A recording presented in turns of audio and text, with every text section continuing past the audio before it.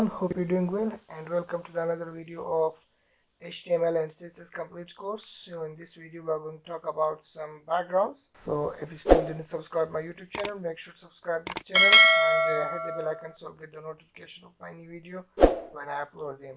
Alright, so let's get started. In this video we're going to talk about the background. In background we can add both colors and images. So first we're going to talk about add some color, then we will come back and add an image. So here first we're gonna use the background color property. So by adding the color, here you can use the color type or using the simple text color, or you can use all type of colors like hexadecimal colors, RGBA colors, or hue saturation lightness color that we have learned in our previous videos HTML course. So here I'm going to just add text here, so it will be blue, or you can say light blue. Let's save this and let's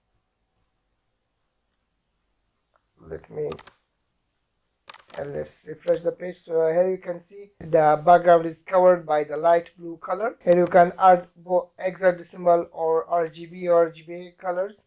So now let's add a background image.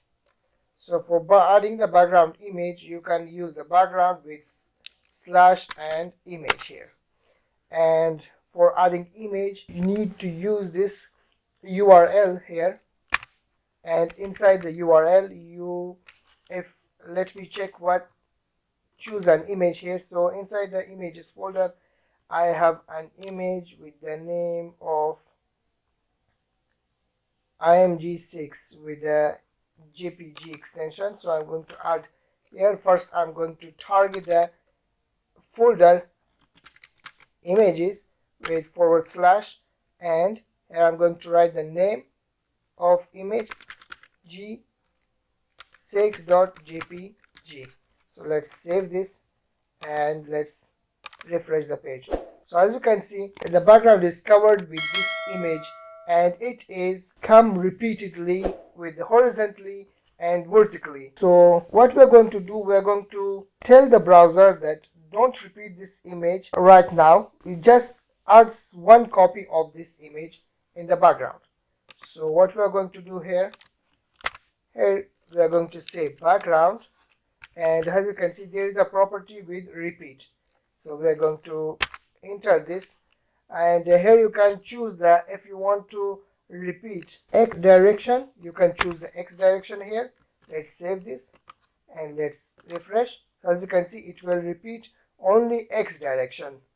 So if you want to repeat this Y direction, you need to add Y here, and so it will only display Y direction repeatedly. If you don't want to repeat this image, so you need to add no repeat here. So by using the no repeat value, this image is not going to be repeat again. They will only display the one single copy of the image on the background. And you can also specify the position of the image, in which direction of the web page you want to display the image. So as you can see, it is the top left corner. So now let's take this from the top left corner to the top right corner. For this, what we are going to do, we are going to add another attribute, which will be the background position, and here we're going to say right space, add space to and top, add the semicolon, and now let's jump over to the web page and let's refresh this. So as you can see, it's jump over to the right top corner. So another attribute that we have is the background attach attribute. So this attribute will allow us to whether the browser the image should scroll or not. So first let's check the image. Let's save this. Let's refresh this. So as you can see, there is a random text that I have added inside my web page, and when I scroll this, as you can see, the image is going to scroll, as you can see.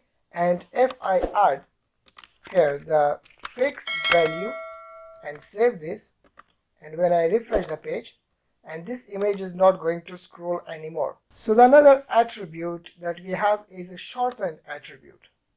The shorthand attribute is used if you want to add all these values in one single line. You can use a shorthand attribute.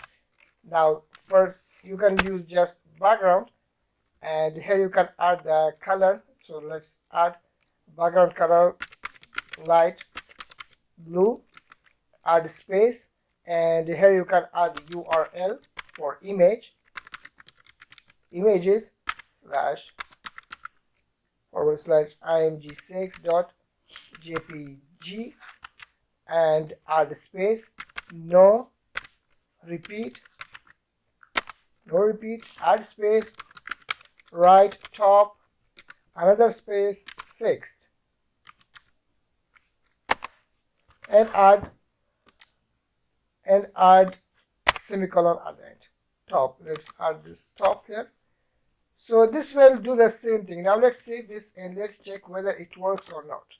And as you can see, it works perfectly. So this is another background attribute which is called shorthand attribute. You can add all your code in just one single line. So hope you understand. Thank guys for watching. Make sure to subscribe this YouTube channel and hit the bell icon so you'll get the notification of my new video when I upload it.